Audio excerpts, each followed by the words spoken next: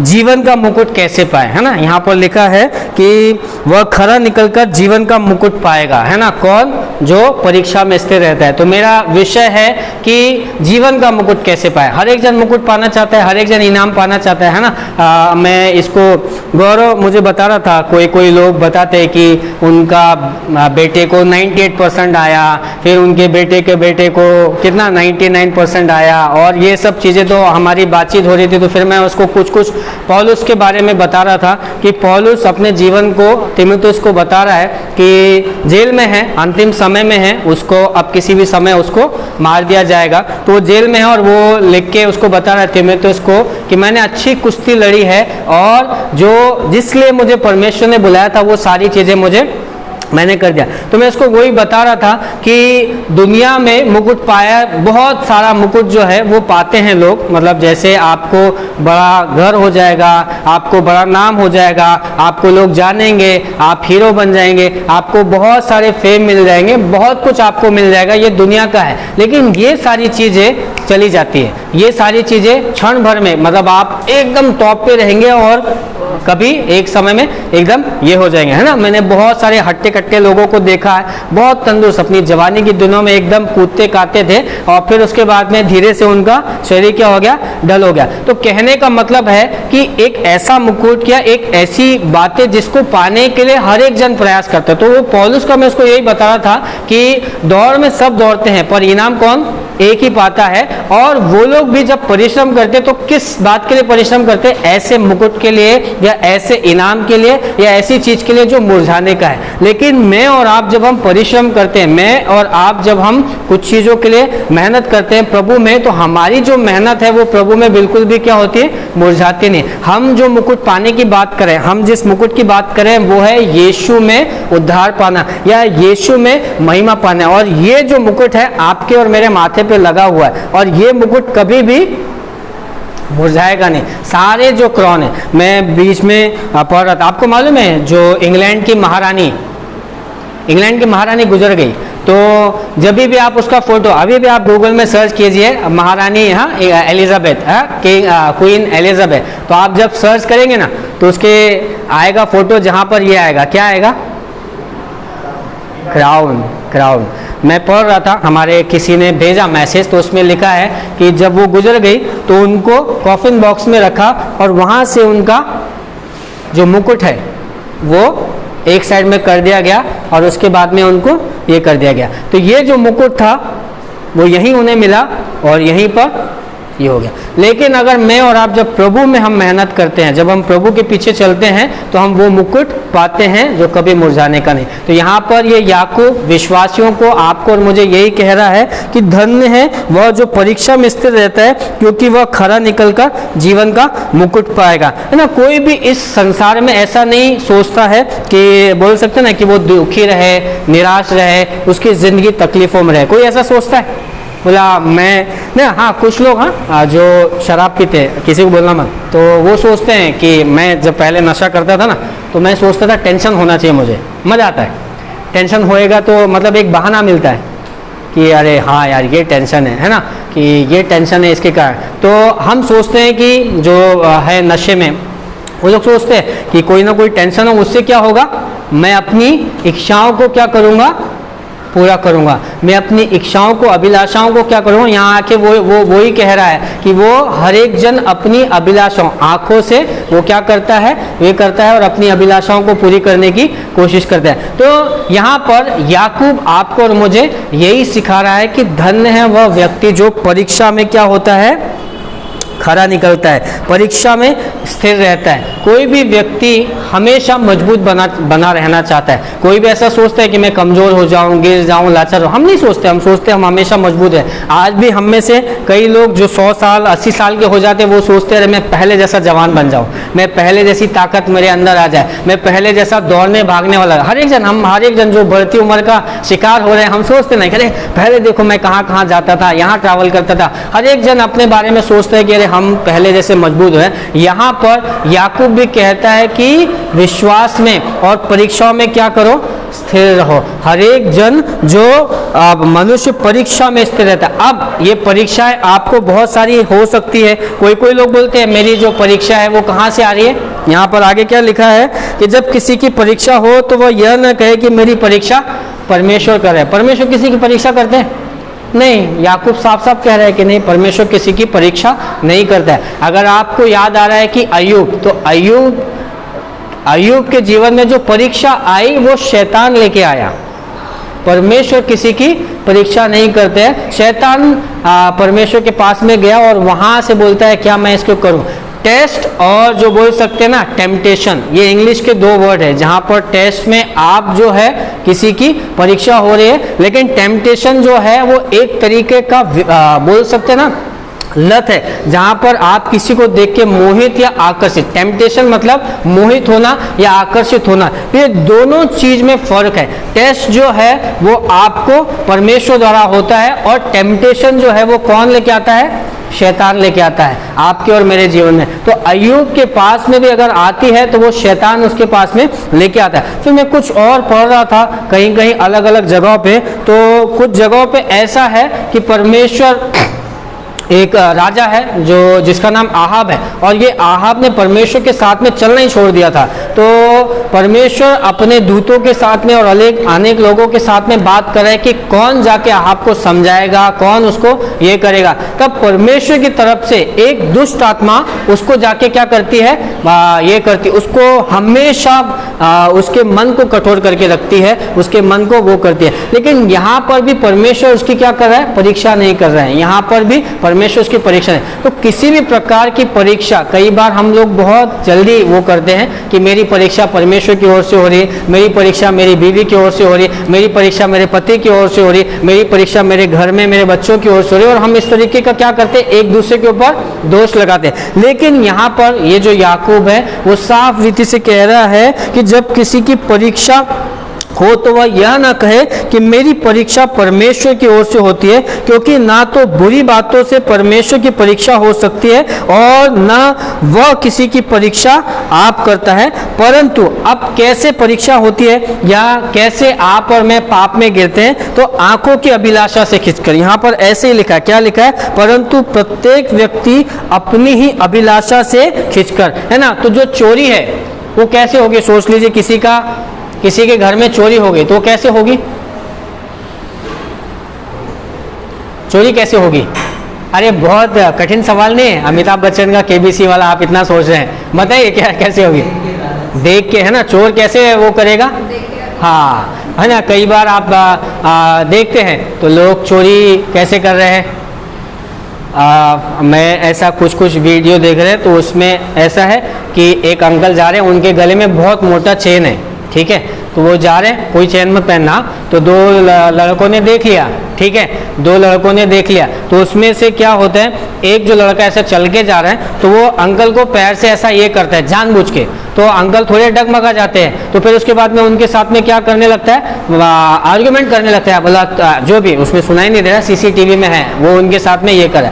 और उसी समय पे एक उनका बाइक वाला भी आता है। तो ये लड़का जो है ना, ये पूरे मकसद से था कि वो क्या करेगा, उनका चोरी करेगा। तो वो उनके साथ में बातचीत करके, मतलब कैसे ना कैसे करके, फिर ये बाइक वाला आता है। तो जैसे ही वो बाइक वाला आता है, ये उनके अंकल के गले पे हाथ डालता है और चेन खींच के सीधा गाड़ी से भागता है। फिर और भी कई ऐसे वीडियो आपको मिलेंगे जहाँ पर औरतें लोग, बूढ़ी औरतें लोग चल रही है रास्ते में, तो उनसे कोई भी बाइक में आता है और पूछता है जरा ये रास्ता बता दो, ये किधर है, इस तरीके से कुछ है। और फिर जैसे वो बताने जाती तो तुरंत आपको कोई रास्ता पूछे तो चेन नहीं है तो आप बता सकते हैं नहीं तो बुला रहे, मैंने बोला कि रास्ता भी ना बताना। तो जैसे उन्होंने रास्ता बनाया, इन्होंने हाथ डाला और सीधा खींच के भाग गए। तो चोरी कैसे हो रही है? देख के। यहाँ पर बाइबल भी आपको और मुझे ये बताती कि प्रत्येक व्यक्ति अपनी ही आंखों की अभिलाषा, जो भी व्यभिचार के काम है या गंदे काम है, वो कहाँ से हो रहे हैं? आंखों से देख के। तो यहाँ पर वो लेखक जो है साफ रीति से मुझे और आपको यही सिखाता है कि हर एक व्यक्ति कैसे पाप में गिरता है, वो है आंखों की अभिलाषा। कई बार होता है ना, हमको पैसा पैसा बहुत दिखता है और वो पैसे के चक्कर में हम क्या कर बैठते हैं, चोरी या डाका, दूसरी सारी चीजें करने के लिए लग जाते हैं, है ना। और फिर उसके बाद में जब हम खुद ही खींचते हैं, यहाँ पर लिखा है कि प्रत्येक व्यक्ति अपनी अभिलाषा से खिंचकर और फंसकर परीक्षा में पड़ता है, और फिर अभिलाषा गर्भवती होकर क्या होता है, पाप को जन्म देती है, और पाप बढ़ जाता है तो क्या होती है, मृत्यु आती है। अब सोचेंगे कि अरे यार, चोरी करने में कौन सा पाप हो गया, और पाप हो भी गया तो कैसे मृत्यु आ सकती है। हमारे कानून में इतना बड़ा ऐसा है नहीं, चोरी किया तो 3 महीने की सजा, 6 महीने की सजा, 6 साल की सजा या 10 साल की सजा, उतना ही वो करते हैं। लेकिन यहाँ पर वो जो चोरी है वो छोटी सी चीज है जो धीरे धीरे करके क्या करती है, बड़े गुनाहों पे लीड करके आपको और मुझे लेके जाती है। यहाँ पर ये लेखक आपको और मुझे इसीलिए चेतावनी देता है कि प्रत्येक व्यक्ति अपनी आंखों की अभिलाषा से खींचकर क्या करता है, पाप करता है, और फिर उसके बाद में अभिलाषा से खींचकर वो पाप करता है, और वो पाप जब बढ़ जाता है तो क्या होता है, मृत्यु को जन्म देता है। अब मृत्यु से पहले बहुत सारे टाइम पे आप और मैं, हम इसको उसको बोलते रहते हैं, बोला इसके कारण हमारे जीवन में प्रॉब्लम है, पड़ोसी के कारण हमारे जीवन में प्रॉब्लम। मैंने बहुत सारे लोगों को देखा, उनका घर में आपस में झगड़ा हो रहा है, बोले ये जो पड़ोसी ने, इन्होंने आग लगाया, सुबह मेरी बीवी को भड़का दिया, शाम को मेरे पति को भड़का दिया, बस इनके कारण मेरा झगड़ा हुआ। कई लोग बोलते हैं ना, ये दोस्तों के कारण, दोस्तों साथ रह रहे कि मेरा आदमी क्या हो गया, खराब हो गया, पी गया, सब दुनिया भर का। तो ऐसा हमारी आदत है कि हम एक दूसरे के ऊपर वो करते। एक बार क्या हो गया, एक चर्च के बाहर ना एक काला कलर का आदमी, काला कपड़े पहन के एक आदमी बैठ के सर झुका के बहुत रो रहा था। तो उधर से आते जाते लोगों ने पूछा, अरे भाई क्या हो गया, क्यों इतना रो रहे हो। तो वो जो काला कलर का कपड़ा और काला सा आदमी है वो बोला, भाई साहब मेरा नाम शैतान है। तो बोला, अरे शैतान है, शैतान है तो तुम यहाँ रो क्यों रहे। बोला क्या हो गया, ये अंदर चर्च में ये लोग है ना, इधर आराधना कर रहे हैं, गाना गा रहे हैं, और चिल्ला चिल्ला के बोल रहे हमारे जीवन में जो भी प्रॉब्लम है शैतान के कारण है, शैतान के कारण है, शैतान के। बोला भाई साहब मैंने कुछ भी नहीं किया है। कई बार ऐसा होता है ना, हम बोला शैतान के कारण है, हाँ वो शैतान तो दूर की बात है, हम ही हमारे आंखों की अभिलाषा, यहाँ वही लिखा है, अपनी आंखों की अभिलाषा करके हम फंस जाते हैं। और लोग जो है ना ब्लेम करने में, इसके कारण हो गया, उसके कारण हो गया, इसके कारण हो गया, और ये उसमें हम बहुत कहाँ चले जाते हैं, बहुत आगे चले जाते हैं। तो हमें समझना बहुत ज़रूरी है कि हम अपनी आंखों से, ये जो लेखक है ना, ये साफ रीति से मुझे और आपको यही सिखा रहा है कि प्रत्येक व्यक्ति अपनी ही आंखों की अभिलाषा से खींचकर क्या करता है, परीक्षा में पड़ता है, और फिर उसके बाद में पाप में पड़ता है, और पाप जब बढ़ जाता है तो वो मृत्यु का भागी हो जाता है ना। मेरी परीक्षा जो है वो परमेश्वर की ओर से नहीं होती, आपकी और मेरी परीक्षा परमेश्वर की ओर से नहीं। सारी बुराइयां और सब कुछ क्या होता है, हमारे अंदर होती है, और हम उसको इम्प्लीमेंट करते हैं, और जब हम वो इम्प्लीमेंट करते हैं उसके कारण ही हमारे जीवन में बहुत सारी समस्याएं आती हैं। मैं बहुत सारे बीमार लोगों के बीच में काम करता था, तो जब बीमार लोगों के बीच में काम करता था तो ऐसा था कि उनको बहुत तकलीफ़ें हुआ करती थी। तो वो हमेशा बोलते थे मेरी पत्नी के कारण हो गया, मेरे पति के कारण हो गया, मेरे इसके कारण हो गया, उसके कारण हो गया। कोई लोग तो इतने स्मार्ट है, बोले क्या हो गया, मेरा एक बार ना एक्सीडेंट हो गया था, और एक्सीडेंट हो गया था तो मेरे को खून चढ़ाना, वो खून थोड़ा ख़राब था, और वो खून के कारण मेरे को ऐसी बीमारी आ गई, ऐसी तकलीफ आ गई। और मुझे मालूम है कि वो जो बोल रहा है वैसा नहीं है, मुझे मालूम है कि भाई मैंने ऑलरेडी उस पर काम किया, मुझे मालूम है कि वैसी खून किसी को भी चढ़ाया नहीं जाता है ना। जब मैं और आप खून देने जाते हैं तो कितनी सारी चेकिंग होती है, आपका और मेरा खून को टेस्ट किया जाता है, उसके बाद ही वो खून क्या करते हैं, लेते हैं। नहीं तो अगर आपका और मेरा खून अगर खराब है तो कोई लेगा, बिल्कुल भी नहीं लेगा। तो ये व्यक्ति अपने ऊपर ना लगा के बता रहा है मेरा एक्सीडेंट हो गया तो ऐसा है, तो वो उसने कई सारी गलतियां की और उसके कारण उसको ऐसी बीमारी हुई, ऐसी तकलीफ हुई, जिसके कारण उसका अंत जो था वो बहुत बुरा था। मुझे और आपको समझना बहुत ज़रूरी है कि हम अपने ही कारण अपने पापों में पढ़ते हैं। और बहुत सारे, एक व्यक्ति मुझे मिलता है जो बाइबल में, आप उसे बहुत अच्छे तरीके से जानते हैं, उसकी भी परीक्षा हुई। अब हमने यहाँ पर याकूब के बारे में देखा, अब याकूब के भाई यीशु के बारे में हम देखते हैं। मत्ती की किताब उसका 4वां अध्याय और वचन 1 से लेके 11 तक के हम पढ़ते हैं। मत्ती उसका 4वां अध्याय और वचन 1 से लेके 11। ये अध्याय बहुत फेमस है, आपने बहुत बार सुना होगा कि यीशु की परीक्षा हुई। आइए आज उसको पढ़ने की कोशिश करते हैं और उससे समझने की कोशिश करते हैं कैसा हुआ। यहाँ पर लिखा है पहले वचन में, तब आत्मा यीशु को जंगल में ले गया ताकि इब्लीस से उसकी परीक्षा हो। वह, इब्लीस मतलब शैतान, वह 40 दिन और 40 रात निराहार रहा। तब उसे भूख लगी। तब परखने वाले ने पास आकर उससे कहा, यदि तू परमेश्वर का पुत्र है तो कह दे कि ये पत्थर रोटियां बन जाए। यीशु ने उससे कहा, लिखा है, मनुष्य केवल रोटी ही से नहीं परंतु हर एक वचन से जो परमेश्वर के मुख से निकलता है जीवित रहेगा। देखिए, शैतान यीशु के पास आया और यीशु के पास आके यीशु मसीह 40 दिन और 40 रात तक के क्या थे? उपवास में थे, फास्टिंग में थे। अब उन्हें भूख लगी। किन्हें? यीशु को भूख लगी। तो शैतान आ गया और आके क्या कह रहा है कि यदि तू परमेश्वर का पुत्र है तो क्या कर, इन पत्थरों को कह दे कि ये रोटियां बन जाए। तो वो क्या हो जाएगी? रोटियां बन जाएगी। अब चाहे तो यीशु कह सकते थे, बोला हाँ मेरे लिए क्या बड़ी बात है, 40 दिन तो मैंने उपवास रखा है, मैं परमेश्वर का पुत्र हूँ, मैं कर सकता हूँ। बोला हाँ रुको मैं भी बताता हूँ, पत्थर रोटियां बन जाओ। तो बन सकता था, हाँ या ना? बन सकता था। लेकिन यीशु ने क्या किया? बोला, वचन से कहा कि ये मनुष्य जो है सिर्फ रोटी से नहीं,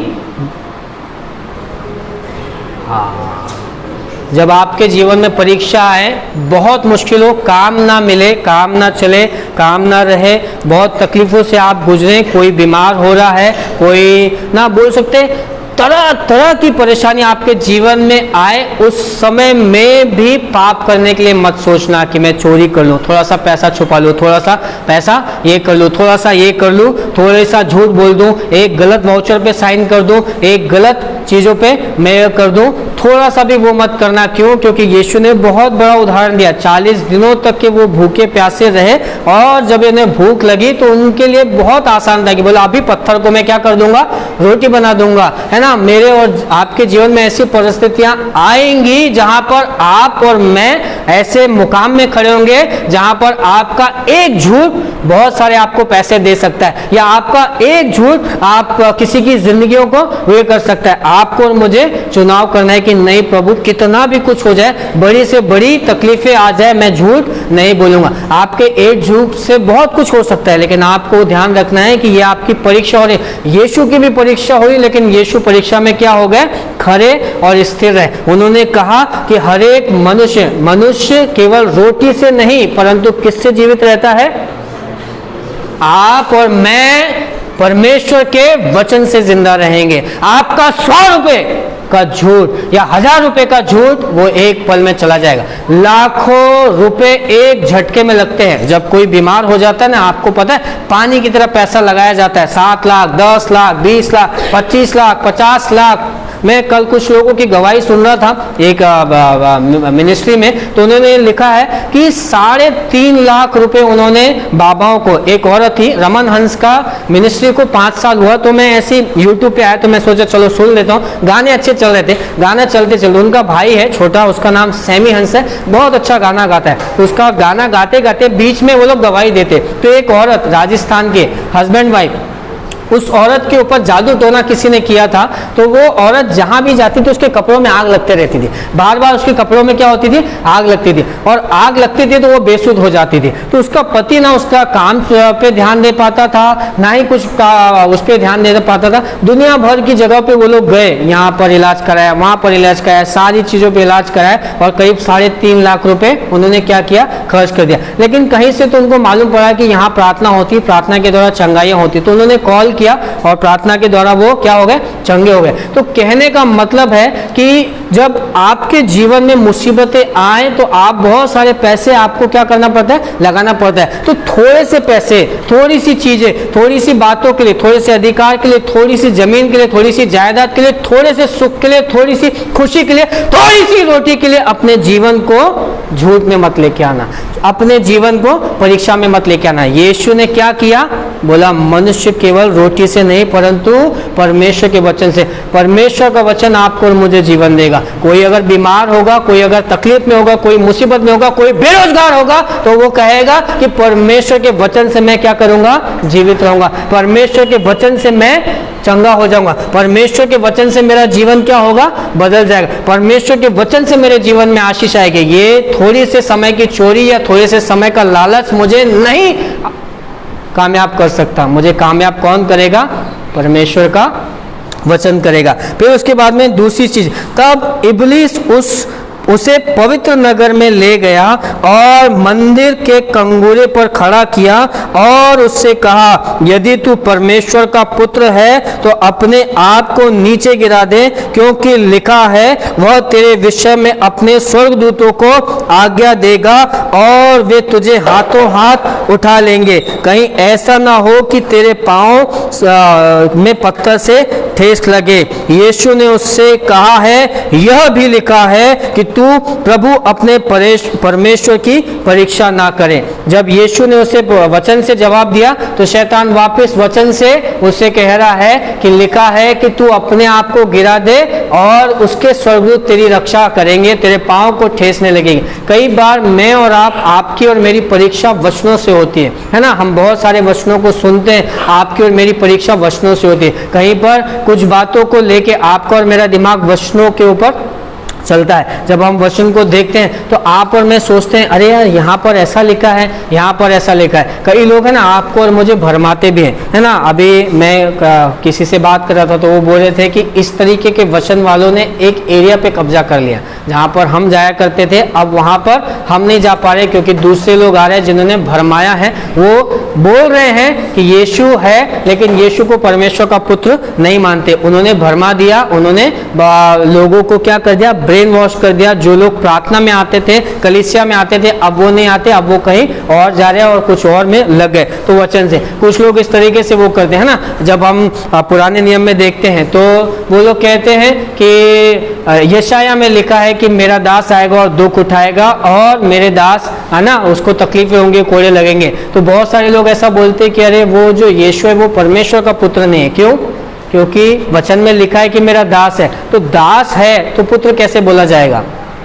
आप और मैं भरमाया जा सकते हैं, आप और मैं भरमाया जा सकते हैं कि कैसे शैतान आपके और मेरे दिमाग में कुछ चीज़ें लेके आएगा जहां पर आप और मैं भरमाया जा सकते हैं। तो मुझे आपको समझना है कि जब आपकी और मेरी परीक्षा वचनों के द्वारा हो तो वहां पर आपको और मुझे वचन से अपने आप को इतना भर लेना है ताकि यहाँ पर जैसे वो शैतान यीशु से वचन से बात कर रहा था तो शैतान को भी यीशु ने वचन से जवाब दिया कि तू कभी अपने प्रभु अपने परमेश्वर की परीक्षा ना करना। तो आपको और मुझे समझना है कि जब मेरे और आपके जीवन में बहुत सारी ऐसी परीक्षाएं हैं तो हमें वचनों से क्या करना है, अपने आप को भरना है। फिर तीसरी बात, यीशु ने फिर 8वें वचन में, तब फिर इब्लीस उसे एक बहुत ऊंचे पहाड़ पर ले गया और सारे जगत के राज्य और उसका वैभव दिखाकर उससे कहा, यदि तू गिरकर मुझे प्रणाम करे तो मैं यह सब तुझे दे दूंगा। तब यीशु ने उससे कहा, हे शैतान दूर हो जा, क्योंकि लिखा है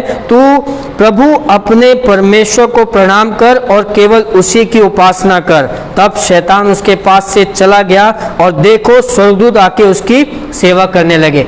तीसरी बात में उसने क्या किया, यीशु को कहाँ लेके गया, एक ऊंचे पहाड़ पे लेके गया और वहां से क्या दिखा रहा है हाँ, सारे जगत को, सारा संसार, सारा वैभव, और बोल रहा है कि अगर तू मुझे क्या करेगा, प्रणाम करेगा, मुझे दंडवत करेगा तो मैं सब कुछ क्या करूँगा, तुझे दे दूंगा। सारे संसार यही भरमाया गया है, सारी दुनिया यही है। वो है ना, उनको एक ही चीज़ बोला, हमारे पास नाम होना चाहिए, हमारे पास पैसा होना चाहिए, हमारे पास शोहरत होनी चाहिए, हमारे पास बड़ा क्या होना चाहिए, बंगला होना चाहिए, गाड़ी होनी चाहिए। क्यों? क्योंकि उन्हें चाहिए कि वो सबसे ऊपर दिखाई दे। यहाँ पर यीशु को सारी चीज़ें दिखाई दी और उसके बाद में उसे कह रहा है कि मुझे प्रणाम कर, लेकिन यीशु ने कहा, बोला नहीं, दूर हो जा, क्योंकि बाइबल बताती है, वचन बताता है, लिखा है कि तू सिर्फ किसको प्रणाम कर।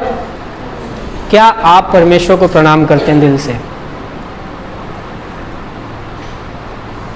कई बार हम बोलते हैं हाँ हम दिल से प्रणाम करते हैं, लेकिन हम बहुत कमज़ोर हैं, मैं भी बहुत कमज़ोर हूँ, जहाँ पर मेरा ध्यान काम की ओर जाता है ना। जैसे कई बार ऐसा होता है काम का टेंशन ऐसा बुला रहे यार इसका ये करना है वो करना है ये करना है। मैं सुबह उठा हूँ 5 बजे प्रार्थना करने के लिए, अलार्म इसलिए लगाया कि प्रार्थना करूँगा, प्रार्थना करने के लिए लेके गया तो फिर मोबाइल लेके आया, बोला थोड़ा गाना चला देता हूँ, तो गाना चलाने के लिए इंटरनेट ऑन किया, इंटरनेट ऑन करता हूँ तो फिर इसके उसके मैसेज बुला, अरे ये करना है वो करना है ऐसा करना है ऐसा करना है ये करना है। आपको भी ऐसे बहुत सारे विचार आते होंगे, बोला इसका पैसा देना उसका पैसा देना, यहाँ का काम बाकी, ये नहीं चल रहा है वो नहीं चल रहा है, ये बीमार है वो बीमार है, ये सुन नहीं रही वो सुन नहीं रहा, ये हो रहा है वो हो रहा है। हम बहुत सारी चीज़ों में क्या हो जाते हैं, इन चीज़ों को हम प्रणाम करने लग जाते हैं, इन चीज़ों के हम आगे चले जाते हैं, इन चीज़ों के आगे हम झुक जाते हैं। लेकिन बाइबल हमें बताती है कि तू सिर्फ अपने परमेश्वर को प्रणाम कर और उसी को झुक के उसकी उपासना कर।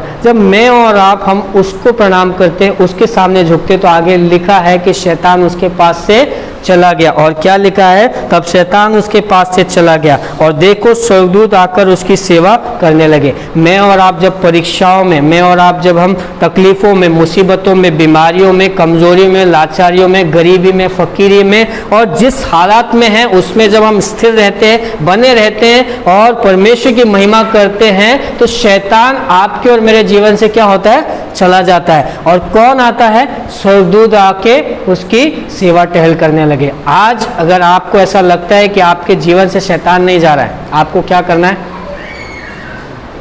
परमेश्वर की उपासना करना है, परमेश्वर के सामने आना है कि परमेश्वर मेरे जीवन से। मैं कुछ दिनों पहले ये टॉपिक सिखाया भी था कि शैतान को कैसे भगाए, तो शैतान को परमेश्वर के वचन से भगाए। जैसा यीशु ने क्या किया, परमेश्वर के वचन से भगाया। उसने यही कहा कि तू प्रभु, क्योंकि लिखा है तू अपने परमेश्वर को प्रणाम कर और केवल उसी की आराधना कर, तब शैतान उसके पास से चला गया। जब मैं और आप आराधना करते हैं, मैं और आप जब उसकी उपासना करते हैं, तो शैतान कहाँ चला जाता है, हमारे जीवन से चला जाता है। आप देखिए जब भी आपको इतवार रहेगा ना, उस दिन आपको बहुत सारी चीज़ें होगी जो रोकेगी। आज बारिश हो रही मत जा, आज रिक्शा नहीं मिलेगा मत जा, आज उठने का मन नहीं, रात को ना बहुत थक गया था आज मत जा। बहुत सारी चीज़ें आपको क्या करती है, रोकती है। कभी आपका घर में पति के साथ झगड़ा हो जाएगा, मेरा भी होता है पत्नी के साथ है ना कुछ ऐसा बातचीत होती है, बोला आज तो बहुत दिमाग खराब हो गया, चलो नहीं जाते। अगर आप इस परीक्षा में पड़ गए तो आप शैतान के हाथ में हैं। आपको क्या करना है, मतलब कुछ भी हो जाए, मैं कहाँ जाऊँगा, परमेश्वर के पास में जाऊँगा। यहाँ पर लिखा है कि तू केवल अपने प्रभु, अपने परमेश्वर की उपासना कर, उसी को प्रणाम कर, तब शैतान उसके पास से चला गया। जब आपने कदम बढ़ाया अपने घर से यहाँ आने के लिए, याद रखिए जब आप आ रहे हैं यहाँ पर, परमेश्वर आपके साथ में यहाँ पर आ रहा है, परमेश्वर आपके जीवन में काम करे। और यहाँ से आने के बाद आप खाली हाथ नहीं जाएंगे। क्यों? क्योंकि परमेश्वर आपके विश्वास को देखता है। मैंने पहले बताया कि वो औरत जिसको 12 साल से लहू बह रहा था, यहाँ वहाँ दुनिया भर के पास में घूमी, बहुत सारी तकलीफों में हुई, सारा माल उसका खर्च हो गया, लेकिन उसने सुना, बोला यीशु के पास जाऊंगी तो क्या हो जाएगा, चंगी हो जाएगी। और वो यीशु के पास गई और वो चंगी हो गई। उसका विश्वास इतना मजबूत था कि वो यीशु के पास आने के साथ में ही क्या होती है, चंगी हो जाती है। जब आप कलीसिया में आ रहे हैं, अगली बार जब आप आए और जब भी आप जाएं किसी भी जगह पे परमेश्वर के लिए, तो आप याद रखिए आप अपनी चंगाई वहाँ से पा कर ही जाएंगे। आप अपना छुटकारा, आप अपना उद्धार वहाँ से क्या करके जाएंगे, पा कर ही जाएंगे। आपको और मुझे क्या करना है, अपनी जब परीक्षा है, अब वापस से हम अपने मेन वचन की ओर जाते हैं कि जब किसी की परीक्षा हो, क्या लिखा है याकूब 1:12 में, क्या लिखा है,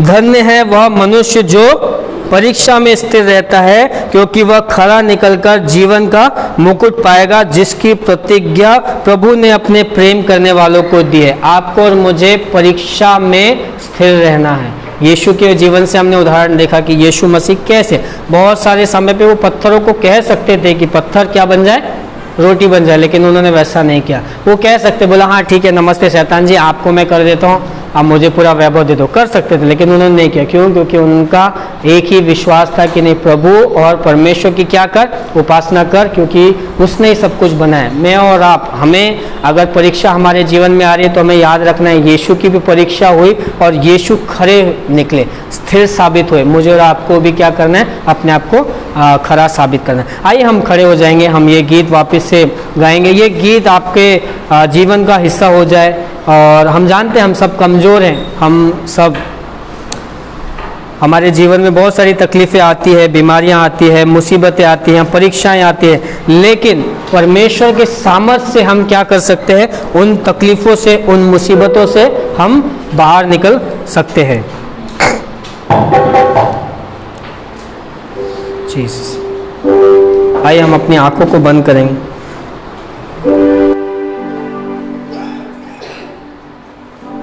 जीसस, यीशु, मैं तुझको पसंद आऊं, मैं तेरे दिल को भाऊं, ऐसा मुझको बना, ऐसा मुझको बना।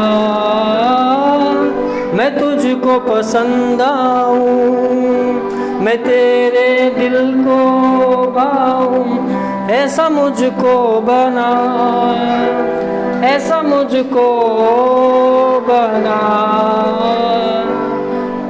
मेरे अंदर तेरी आदतों को भर दे, मेरे अंदर तेरी चाहतों को भर दे, मेरे अंदर तेरी आदतों को भर दे, मेरे अंदर तेरी चाहतों को भर दे। मैं तुझको पसंद आऊं, मैं तेरे दिल को भाऊं, ऐसा मुझको बना, ऐसा मुझको बना। हम सब कमज़ोर हैं, हमारी कमज़ोरियाँ हमारे सामने रहती हैं। शायद हम लालच करते हैं, शायद हम झूठ बोलते हैं, शायद हमने चोरी किया हो, शायद हमने किसी का छीन लिया हो, शायद आज भी हमारा जीवन पाप में हो। लेकिन जब हम वचनों को सुनते हैं, हम परमेश्वर के सामने आते हैं और अपने जीवन को उसके सामने रखकर कहते हैं, प्रभु कि हम आपको पसंद आए। मैं ना करूं मेरे मन की, दौड़ूं तेरी मर्जी को, लग जाए ऐसी लत तेरी, कुछ और ना उड़ जाए। मैं ना करूं मेरे मन की, दौड़ूं तेरी मर्जी को, लग जाए ऐसी लत तेरी, कुछ और ना उड़ जाए। तेरी हर ख्वाहिश को मैं अपनी आदत बना लूं, ऐसा मुझको बना, ऐसा मुझको बना।